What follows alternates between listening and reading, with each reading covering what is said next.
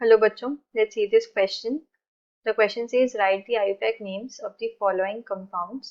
हमें एक compound given है, हमें इसका IUPAC name लिखना है. So key concept of this question is key concept क्या है? IUPAC nomenclature.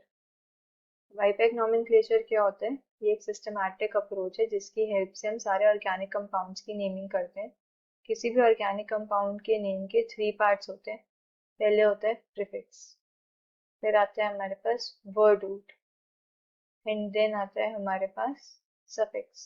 तो जो प्रीफिक्स होता है, प्रीफिक्स हमें बताता है about the substituents present in the chain as well as nature of carbon chain. वो साइक्लिक है, बाइफिनाइल है, स्पाइरो है. वर्ड रूट हमें क्या बताते हैं? Number of carbon atoms in main chain. Main chain के अंदर कितने नंबर ऑफ कार्बन एटम्स हैं वो हमें पता लगता है वर्ड रूट से. And then suffix. सफिक्स हमें बताता है about the nature of carbon carbon bond, वो सैचुरेटेड है या फिर अनसैचुरेटेड है, as well as about the functional group present in the chain. तो अब हमें क्या, ये कंपाउंड गिवन है. इस कंपाउंड को अगर हम ध्यान से देखें तो इसमें पहले हमें पेरेंट चेन सेलेक्ट करनी होती है. कंपाउंड इज ये कंपाउंड है यहाँ पर OH एंड देन यहाँ पर है NH2. तो हमें पेरेंट चेन सेलेक्ट करनी होती है. पेरेंट चेन सेलेक्ट करने के कुछ क्राइटेरिया होता है. सबसे पहले हमें क्या करना होता है? सबसे पहले हमें क्या करना होता है? पेरेंट चेन के अंदर मैक्सिमम फंक्शनल ग्रुप्स इंक्लूड करने होते हैं, फिर मैक्सिमम मल्टीपल बॉन्ड्स इंक्लूड करने होते हैं. पेरेंट चेन के अंदर क्या मैक्सिमम कार्बन्स होने चाहिए और सब्स्टिट्यूएंट्स भी क्या मैक्सिमम होने चाहिए. तो अगर हम ध्यान से देखें, सो अगर मैं नंबरिंग या अगर ये वाली नंबरिंग करती हूँ मैं 1 2 3 4 5 6 7, तो 7 कार्बन एटम्स आ रहे हैं. बट जो सब्स्टिट्यूएंट्स आ रहे हैं वो कैसे, 2 सब्स्टिट्यूएंट्स हैं एंड कोई भी फंक्शनल ग्रुप इसके अंदर इंक्लूड नहीं हो रहा है. बट अगर मैं नंबरिंग करूँ स्टार्टिंग फ्रॉम हेयर 1 2 3 4 5 6, तो मेरे पास 6 कार्बन एटम्स हैं. बट ये भी एक मेरे पास क्या सब्स्टिट्यूएंट आएगा.